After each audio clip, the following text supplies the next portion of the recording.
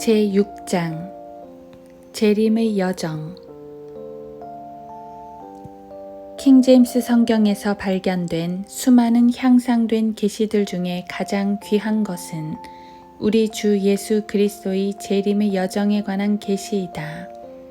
이것은 지난 19세기 동안 어떠한 히브리어나 헬라어 학자도 어떤 종류의 히브리어나 헬라어 필사본에서도 발견하지 못한 것이다. 밥 존스 대학이나 펜사콜라 기독대학, 산타로사 대학, 리버티 침례 신학교, 그리고 성서 침례 신학교 등은 향상된 계시인 예수 그리스도의 재림의 여정을 추적하는 데 실패했을 뿐만 아니라 그것을 명확하게 밝혀주고 있는 25개의 구절들을 고의적으로 간과하고 있다. 그들은 발라암과 같은 길을 걷고 있는 것이다. 민수기 22장 12에서 13절을 자세히 읽어보라. 이 경우에도 모든 경우와 마찬가지로 돈을 사랑하는 것이 문제가 되었던 것이다. 신학대학들의 교수님들과 설립자들, 총장들, 학장들, 그리고 거기서 일하는 모든 자들은 그들 자신의 명성, 입학생, 수입, 그리고 기부금에 신경을 쓰느라 성경의 교리들에는 관심을 가지지 않다 보니 결국 모든 교리적인 문제가 제기될 때 아무도 본 적이 없는 최초의 원문에 호소하게 되었고 그 최초의 원문은 그들을 영적 소경으로 만들어버렸다. 오늘날 이러한 일은 너무나 당연한 것이 되어버렸다. 하버드, 예일, 콜게이트, 프린스톤, 콜롬비아, 그리고 다트마우스는 수십 년 전에 그 길을 걸었고 휘톤 신학교, 풀러 신학교, 그리고 무디 신학원도 그 길에 접어든 지가 오래되었다. 스코필드, 라킨, 린세이, 펜버 같은 유수한 학자들도 가끔씩 그들이 킹제임스 성경을 무시함으로 향상된 계시를 조명받는 축복에서 무시되었다. 이들이 이럴진데 허슨, 허드슨, 하이머즈, 웨이트, 콤스, 파스타드, 하지, 라이스, 섬너, 워커 같은 영적인 아기들은 향상된 계시를 논할 땐 아예 제쳐두는 것이 덜 거치적거릴 것이다. 이 책자에서 제시되는 관련 구절들을 유심히 살펴보라. 특히 팔레스타인의 지도는 매우 중요하다. 요단 건너편의 길갈과 여리코는 눈여겨봐야 한다. 이곳은 엘리야, 엘리사, 침례인 요한, 모세, 예수 그리스도, 다윗, 야곱, 그리고 여호수아와 관련된 곳이기 때문이다. 이 장 맨 뒤에 있는 지도에는 예수 그리스도께서 왕의 대로를 지나오신 후에 요단을 건너 동쪽에서 서쪽으로 어떻게 재림하시는지 그 경로가 제시되어 있다. 만약 어떤 종류의 히브리어나 헬라어 필사본들이 제시된 구절들과 다른 것을 말하려고 학자들에 의해서 이용된다면 그것은 무시해도 좋다.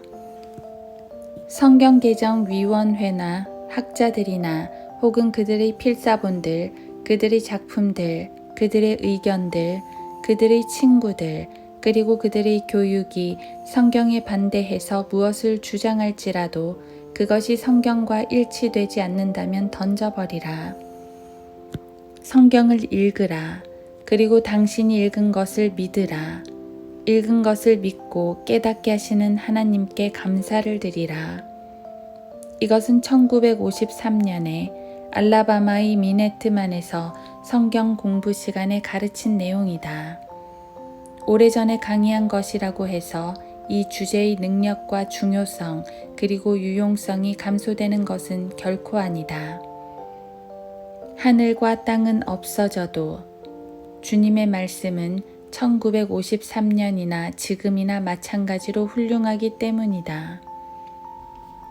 자, 그럼 이제부터 본론으로 들어가 보자.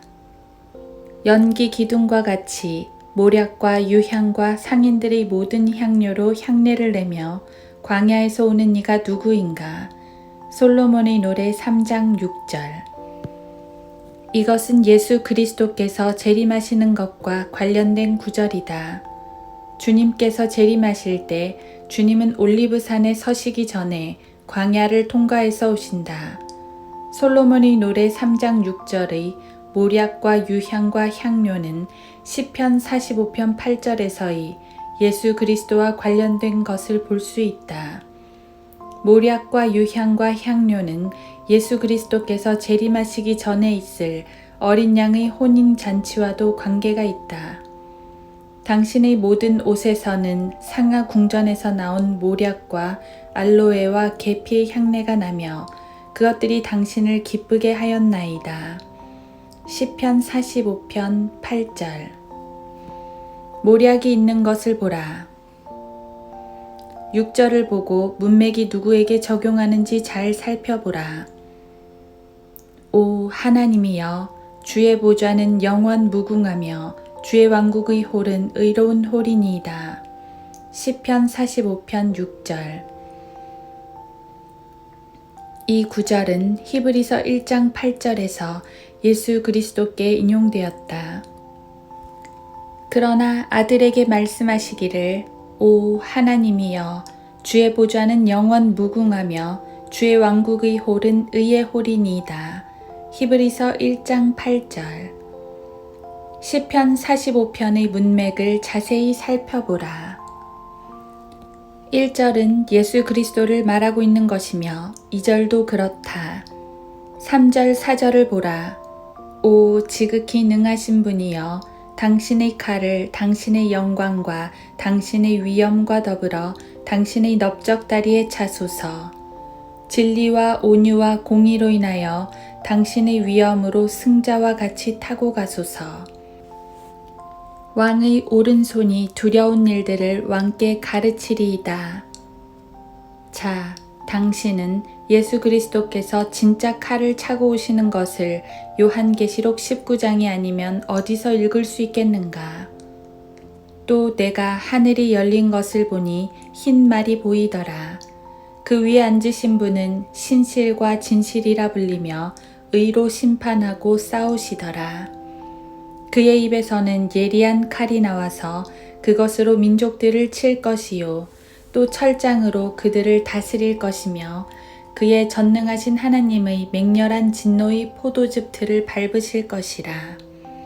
또 그의 옷과 넓적다리에는 이름이 기록되어 있는데 만왕의 왕 또 만주의 주라 하였더라. 그리고 그 남은 자들은 말 위에 앉으신 분의 칼, 즉 그의 입에서 나오는 칼로 살해되니 모든 새들이 그들의 살로 배를 채우더라. 요한계시록 19장 11, 15, 16, 21절. 자, 시편 45편의 문맥은 명확히 재림이다. 주님이 오실 때 주님은 1절과 7절에서 말하는 것처럼 기름 부음을 받은 왕으로서 오신다. 내 마음이 좋은 일을 시로 읊나니 내가 왕을 위하여 쓴 것들을 말하리이다. 왕께서는 의를 사랑하시고 악을 미워하시나니 그러므로 하나님 곧 당신의 하나님께서 당신께 기쁨의 기름을 부어 당신의 동료들보다 우위에 두셨나이다. 시편 45편 1절 7절. 주님의 겉옷은 8절에서 말하는 것처럼 모략의 냄새가 날 것이며 이것은 솔로몬의 노래 3장 6절과 일치하는 것이다. 솔로몬의 노래 3장 6절은 이렇게 말한다. 연기 기둥과도 같이 모략과 유향과 상인들의 모든 향료로 향내를 내며 광야에서 오는 이가 누구인가?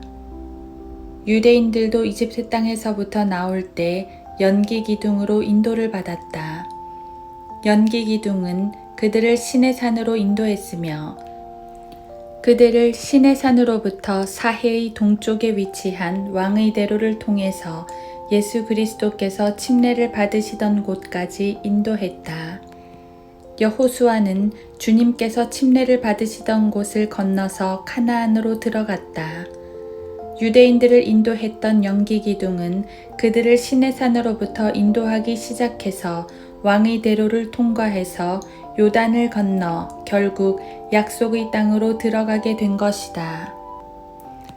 그러므로 예수 그리스도께서 오실 때에도 주님께서는 시내산을 거쳐 셀라페트라를 통과하실 텐데 파란을 거쳐 세일산을 지나 왕의 대로를 통해 오시어 요단을 건너 여리코와 길가를 지나 올리브산으로 거기에서 예루살렘 동문을 통과해서 들어오실 것이다.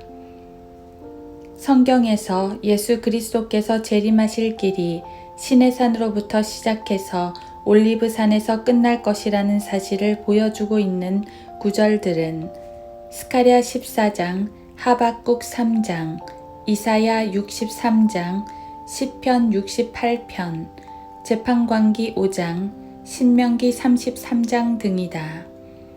이 구절들이 구약 성경에서 주님의 재림의 맥을 이루고 있음을 주목하라.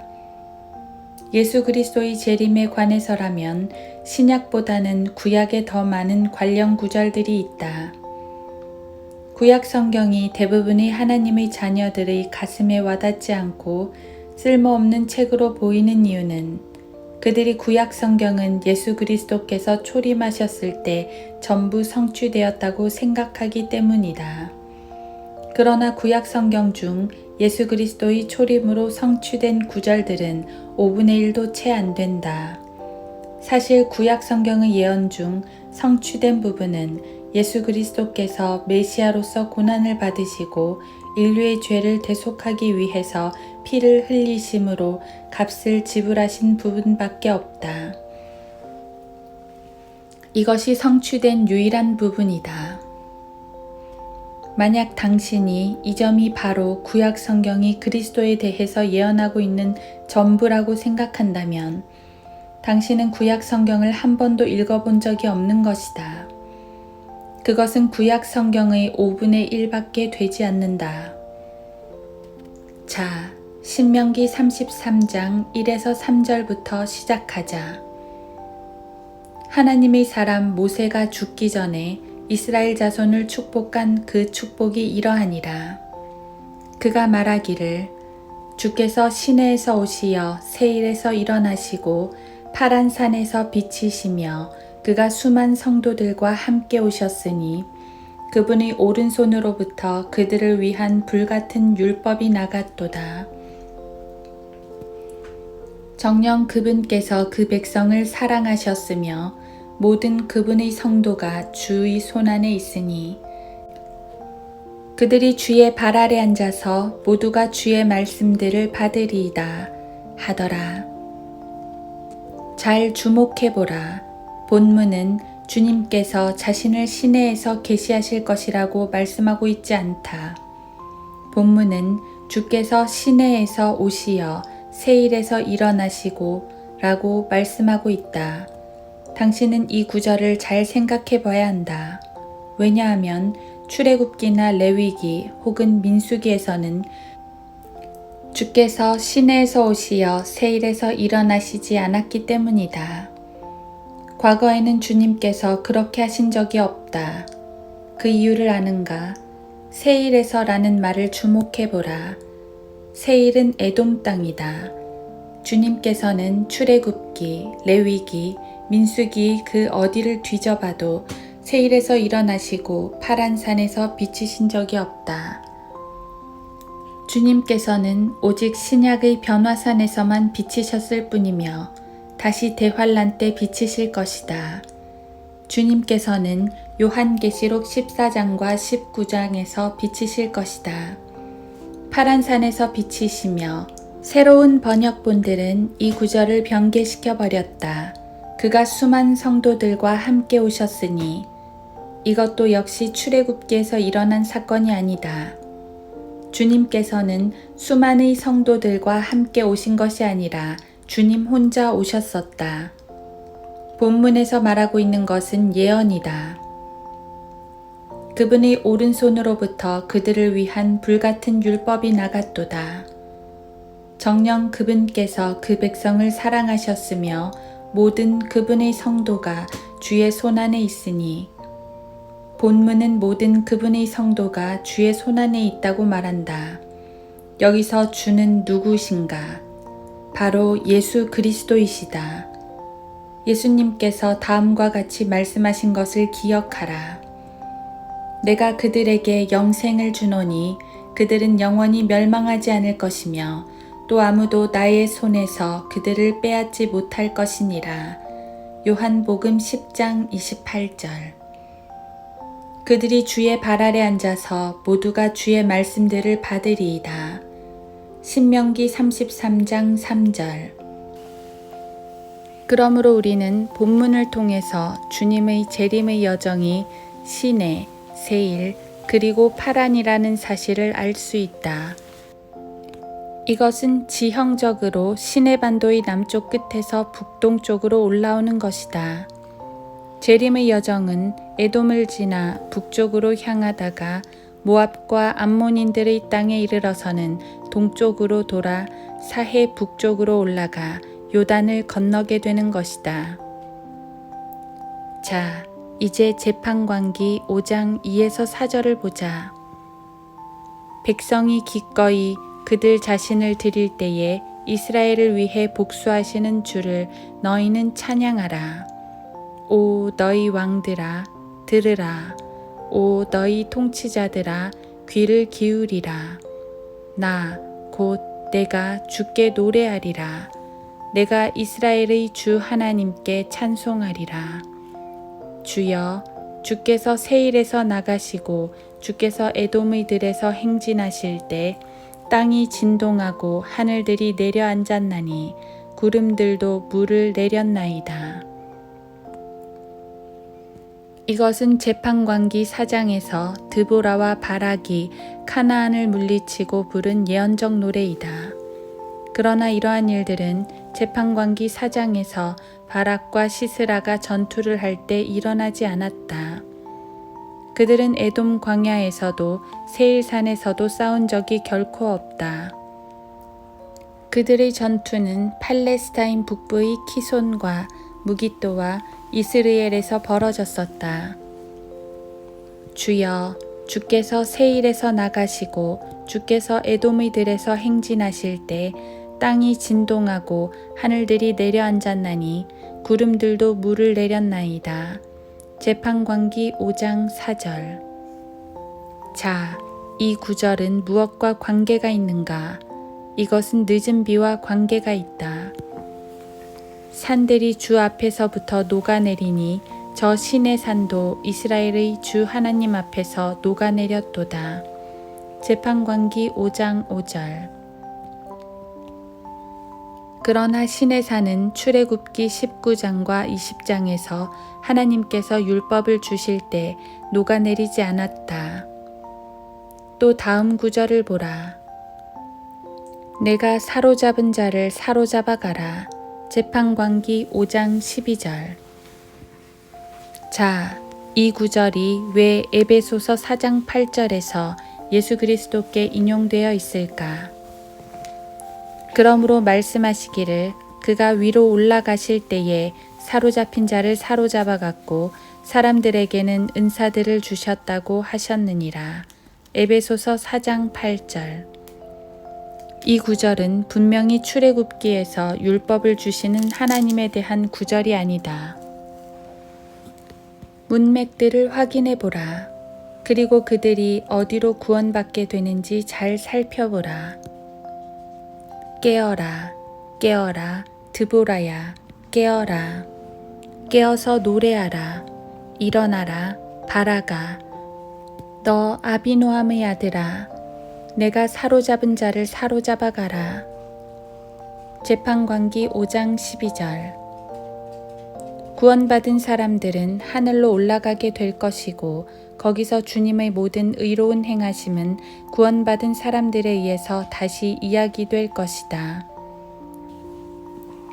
물 깃는 곳에서 활 쏘는 자들의 소란함으로부터 안전하게 된 자들이 거기에서 주의 의로운 행하심을 다시 이야기하리니 곧 이스라엘의 그의 촌락들의 거민들을 위해 하신 의로운 행하심이라. 그때 주의 백성이 성문들로 내려가리라. 재판관기 5장 11절. 시편 68편을 보자.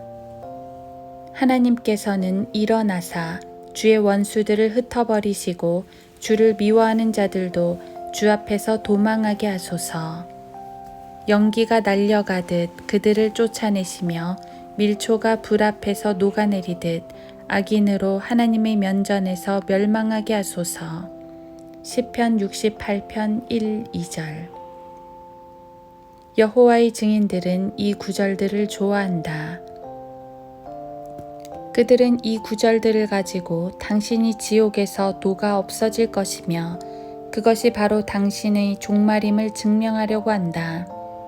그러나 당신은 1절과 2절에는 그 어디에도 지옥이라는 단어가 나오지 않는 것을 주의해서 보았는가?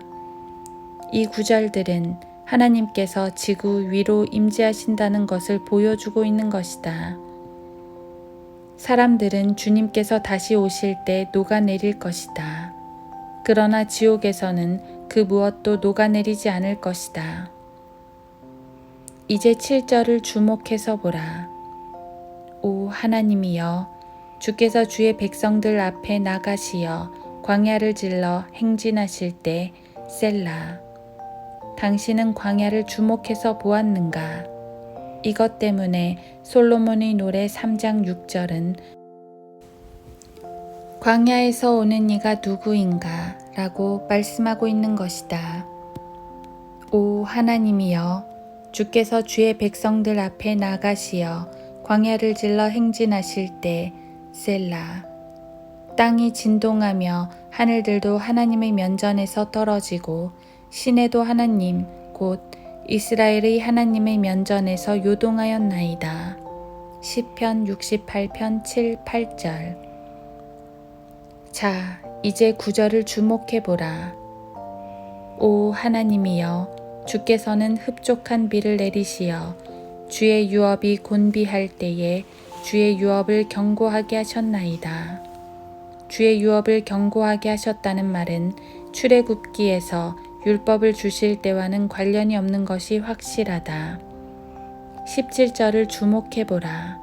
하나님의 병거는 이만이요 천사들도 수천이라. 왜 이것이 환난 때 있을 엘리야의 휴거와 관련이 있겠는가? 엘리사는 내 아버지여, 내 아버지여, 이스라엘의 병거와 그 기병들이여. 열왕기하 2장 12절 라고 말했다. 당신이 어떤 성경을 뒤져보고 어떤 종류의 주석서를 뒤져본다 해도 이것을 시내 산에서 율법을 주신 것으로 연결할 수는 없을 것이다. 주께서 높은 곳으로 오르시고 주께서 사로잡힌 자들을 잡아가셨으며 주께서는 사람들을 위해서 은사들을 받으셨고 정녕 거역하는 자들을 위해서도 은사들을 받으셨으니 이는 주 하나님께서 그들 가운데 거하려 하심이니이다. 시편 68편 18절. 본문은 재판관기 5장에서와 같은 경우로서 예수 그리스도와 관련된 것이다. 자, 나는 이러한 공부가 다소 난해한 것이라는 사실을 잘 알고 있다. 그러나 이 주제가 그렇게 난해한 이유가 무엇인가? 당신이 많은 시간을 TV를 보거나 신문을 읽거나 하는 데만 낭비하고 진리의 서적들을 가지고 공부를 하거나 성경을 읽지 않기 때문이다. 그러나 이것만이 아니다. 당신이 아무리 공부를 한다고 해도 병개된 번역본들만을 맴돈다면 이러한 진리는 전혀 깨달을 수 없다. 현대 역본들에서는 시편을 비롯해 재판관기 5장 같은 예언적인 구절들을 시적인 형태로 바꿔버려 사람들로 하여금 예언의 문자적인 해석을 하지 못하게 만들어버렸다. 뿐만 아니다. 이 나라에 있는 모든 근본주의 신학교들의 교수진들이 할 수 있는 일이라고는 당신에게서 예언을 빼앗아가 버리는 일밖에 없다는 사실을 알고 있는가? 이것이 바로 내가 다른 모든 일보다도 성경을 연구하고 공부하는 일에 더 많은 시간을 투자하게 만든 이유이다. 자, 그럼 이제 다시 시편 68편 21절을 보자. 그러나 하나님께서는 그의 원수들의 머리를 상하게 하시리니 여전히 자기 죄과를 행하는 자의 정수리에 하시리라. 이것은 창세기 3장 15절과 관련이 있는 것이다. 주께서 말씀하시기를 내가 바산에서 다시 데려올 것이요 내가 내 백성을 깊은 바다에서 다시 데려오리라. 시편 68편 22절. 이것은 휴거와 관계가 있다. 내 발이 내 원수들의 피에 잠기고 내 개들의 혀도 거기 잠기리라 하셨도다. 시편 68편 23절. 이것은 재림과 관계가 있다. 노래하는 자들이 앞서가고 악기를 연주하는 자들이 뒤따르며 그들 중에 소녀들이 있어 탬버린을 쳤나이다. 너희는 회중 가운데서 하나님 곧 주를 이스라엘의 셈으로부터 송축하라. 작은 베냐민이 그들의 주관자와 유다와 그들의 공회의 통치자들과 스불룬의 통치자들과 납탈리의 통치자들과 함께 있도다. 내 하나님께서 내 힘을 명하셨도다. 오 하나님이여, 주께서 우리를 위하여 행하신 것을 경고히 하소서. 예루살렘에 있는 주의 성전으로 인하여 왕들이 주께 예물을 바치리이다. 창을 쓰는 사람들의 무리와 수소의 무리와 백성의 송아지들을 꾸짖으시어 모든 사람으로 은 조각들과 함께 굴복하게 하소서. 주께서는 전쟁을 즐기는 백성들을 흩으소서. 통치자들이 이집트에서 나오리니 에디오피아가 하나님을 향하여 곧 손을 뻗치리이다. 오 너희 땅의 왕국들아, 하나님께 노래하고 주께 찬송하라. 셀라. 옛적 하늘들이 하늘들을 타고 달리시는 분께 찬양하라. 보라, 주께서 그의 음성을 바라시나니 장엄한 음성이로다. 시편 68편 25에서 33절. 이것은 천년왕국과 관계가 있다. 그러므로 주님께서 돌아오실 때 주님께서는 시내 광야와 세일과 파란을 거쳐 에돔을 통과해서 오실 것이다. 뱀의 머리가 상하게 되는 일은 갈보리에서 일어난 적이 없다. 로마서 16장 20절. 미래형이다. 그것은 재림 때 일어날 것이다. 다음은 이사야 63장 1절이다. 보스라에서 물들인 옷을 입고 에돔에서 오는 이가 누구인가? 그의 의복이 화려하고 그의 능력의 위엄으로 거니는 이가 누구인가? 의로 말하는 나니 구원하기에 능력이 있도다. 보스라는 에돔의 또 다른 이름이다. 그것은 양무리 혹은 양우리라는 뜻으로 대환란 때 잃어버린 양들이 있을 곳이다. 그의 의복이 화려하고 의복을 주목하라. 이 의복은 유향과 향료를 곁들인 것이다. 그의 능력의 위엄으로 거니는 이가 누구인가? 그분이 누구신가? 그분은 스스로 답하신다. 의로 말하는 나니 구원하기에 능력이 있도다. 구원하기에 능력이 있으신 분이 누구신가? 바로 예수 그리스도신 것이다. 구원하기에 능력이 있는 분은 예수 그리스도 외에는 어느 누구도 될 수 없다. 재림의 여정은 우주에서의 여행에만 국한되지 않는다. 그것은 시내반도의 지형을 타고 올라오는 길인 것이다. 어찌하여 내 의복이 붉으며 내 옷이 포도즙 틀을 밟은 자 같은가? 이사야 63장 2절. 대답은 다음 절에 제시되어 있다. 나는 홀로 포도즙 틀을 밟았고 백성 중에 나와 함께한 자가 아무도 없었도다. 나의 분함으로 그들을 밟고 나의 진노함 속에서 그들을 짓밟으리니 그러면 그들의 피가 내 옷에 튀어서 내가 내 의복을 모두 얼룩지게 할 것이라. 이사야 63장 3절. 복수의 날 이사야 63장 4절. 이것은 누가 보아도 초림과 관계가 없다. 초림을 복수의 날이라고 부르는 사람은 아무도 없다. 초림 때 주님은 죄인들을 구원하러 오셨다. 초림 때 주님께서는 자신이 이 세상을 심판하거나 정죄하러 오시지 않고 죄인들을 구원하러 오셨다고 말씀하셨다. 그러므로 이사야 63장 4절은 초림에 도저히 적용시킬 수 없는 구절인 것이다.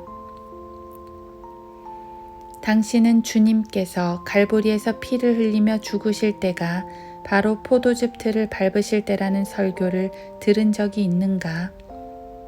어떤 사람은 실제로 그러한 설교를 한 적이 있다. 예수 그리스도께서는 갈보리에서 하나님의 진노의 포도즙 틀을 홀로 밟으셨습니다. 아마 그 설교는 매우 아름다운 설교가 되었을 것이다. 그러나 그것은 참으로 담대한 거짓말인 것이다. 주님은 갈보리에서 포도즙 틀을 밟으신 적이 없다. 주님께서 갈보리에서 하셨던 것은 밟으시는 것이 아니라 밟히시는 것이었다. 주님은 갈보리에서 피를 흘리신 것이다. 그러나 주님께서 다시 오시면 그때는 진노의 포도즙 틀을 밟으실 것이다. 시기오노스로 드린 선지자 하박국의 기도. 오 주여, 내가 주의 말씀하신 것을 듣고 무서웠나이다. 오 주여, 수년 내에 주의 일을 소생케 하소서. 수년 내에 알려지게 하소서. 진노 가운데서도 자비를 기억하소서. 하나님은 태만으로부터 오시며 거룩하신 분은 파란 산으로부터 오셨도다. 셀라. 그의 영광이 하늘들을 덮으며 그를 찬양함이 땅에 가득 찼도다. 그의 광채는 빛과 같고 그는 그의 손에서 나오는 뿔들을 가졌는데 거기에 그의 권능이 감추어져 있도다. 그 앞에서 전염병이 가고 불타는 숯불이 그의 발 앞에 나갔도다. 하박국 3장 1에서 5절. 테만은 에서의 손자의 이름이다. 창세기 36장 10, 11절. 그리고 에서는 그를 족장으로 삼았다. 창세기 36장 15절. 하나님은 테만으로부터 오시며 거룩하신 분은 파란 산으로부터 오셨도다. 파란 산은 에돔산이다. 셀라. 이 말은 재림을 의미한다. 저자의 주석서 시편을 참조하라. 거기엔 도성이 있다. 그의 영광이 하늘들을 덮으며 거기엔 빛의 비춤이 있다. 그의 광채는 빛과 같고 거기엔 광채가 있는 것이다. 그의 광채는 빛과 같고 그는 그의 손에서 나오는 뿔들을 가졌는데 거기에 그의 권능이 감추어져 있도다. 그 앞에서 전염병이 가고 불타는 숯불이 그의 발 앞에 나갔도다. 이제 8절에서 주님께서 구원의 병거를 타고 오시는 것을 볼 수 있다. 주께서 강들에 대하여 불쾌하셨나이까? 강들에 대하여 주의 분노가 있으므로 주께서 주의 말들과 주의 구원의 병거들을 타셨나이까? 하박국 3장 8절. 그리고 10절에서 주님께서는 기품을 여시고 내려오시는 것이다. 산들이 주를 보고 떨었으며 물의 넘침이 지나갔으니 기품이 그의 음성을 내며 그의 손을 높이 들었나이다. 하박국 3장 10절. 그리고 여호수아의 날과 같이 해와 달이 등장하게 된다.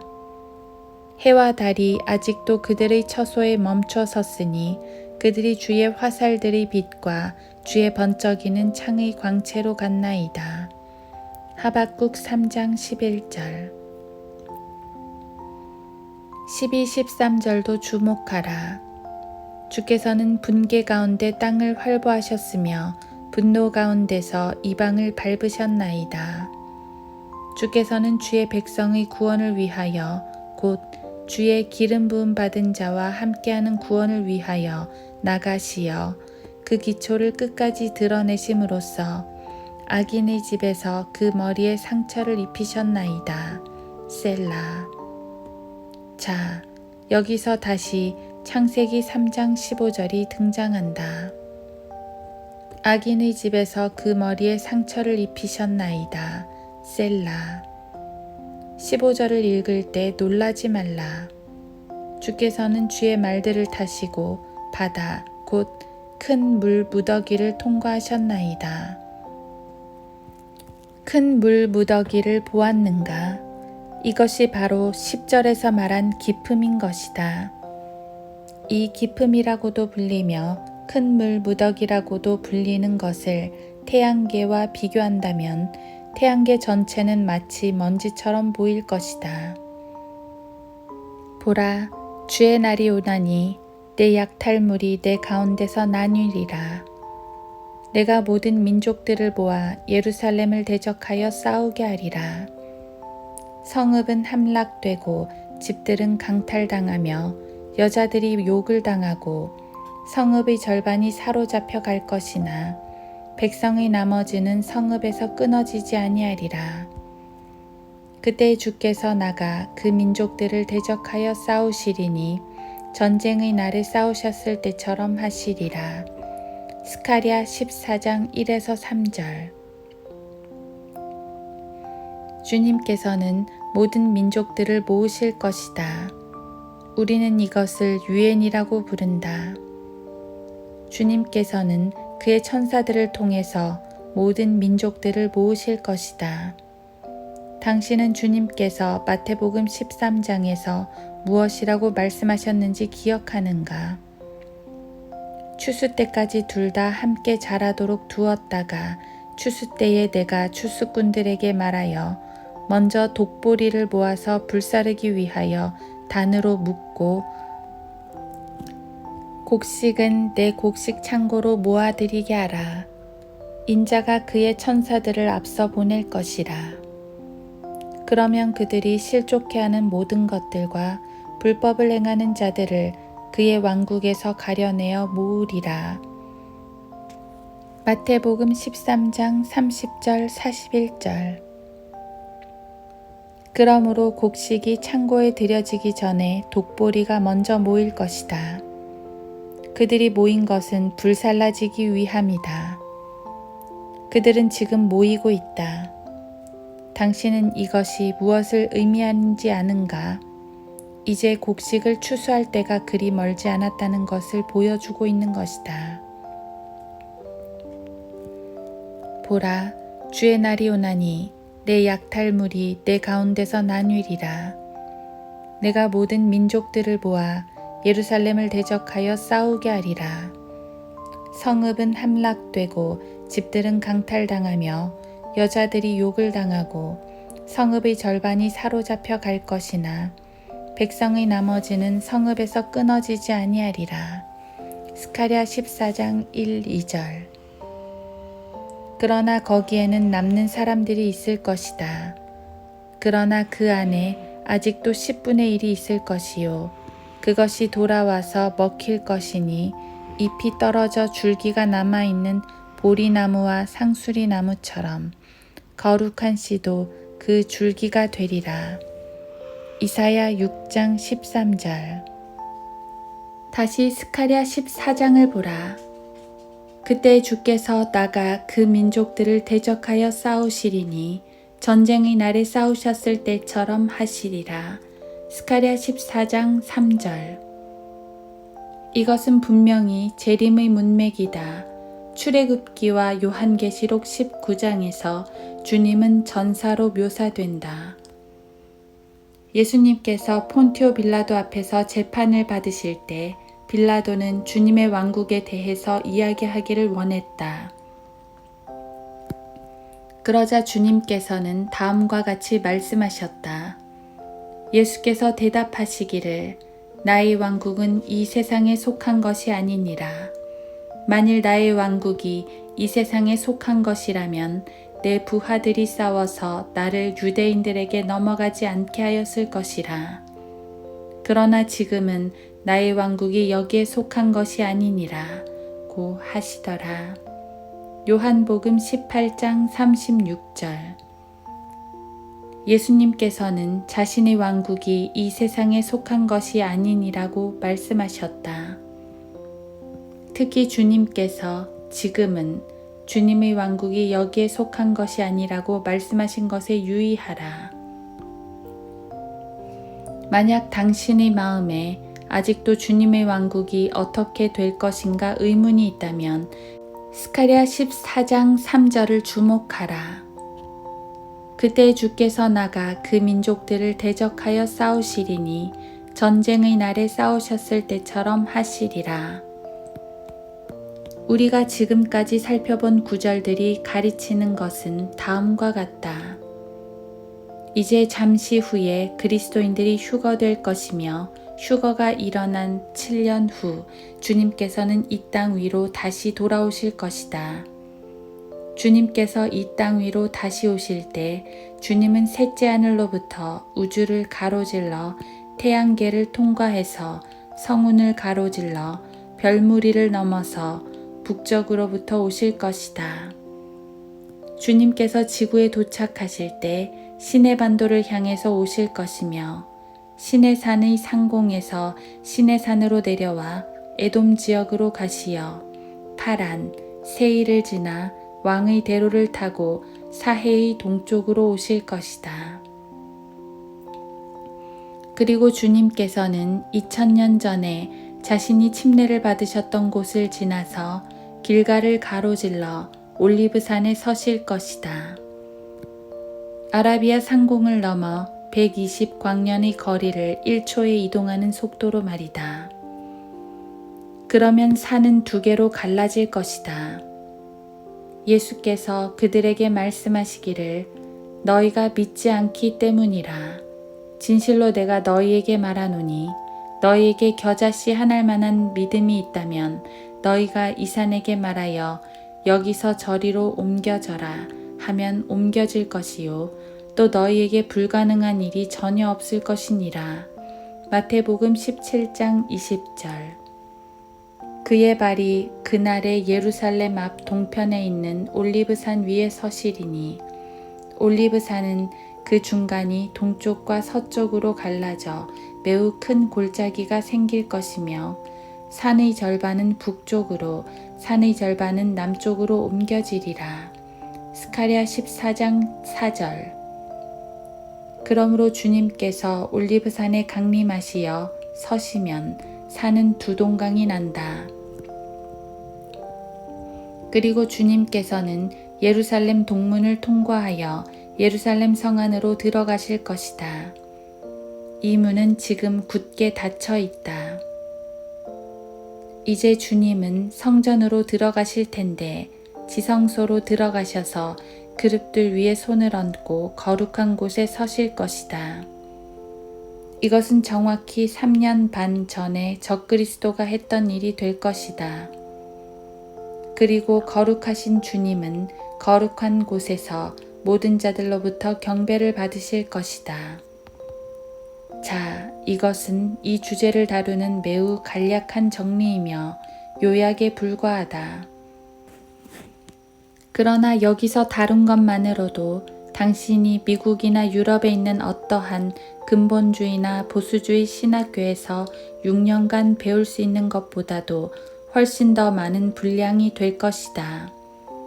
만약 당신이 종교개혁을 일으키고 400년 동안 수많은 사람들을 구원한 킹제임스 성경을 읽는다면 당신은 훨씬 많은 정보를 얻을 수 있을 것이다. 병개된 성경들이나 원문 연구에만 시간을 낭비하면 결국 얻게 되는 것이라고는 허탈감 뿐이라는 것을 기억해야 한다. 이런 일들을 증거하신 분이 말씀하시기를 반드시 내가 속히 오리라 하시니라. 아멘. 그러하옵니다. 주 예수여 오시옵소서. 요한계시록 22장 20절. 아멘. 주 예수님 반드시 속히 오소서.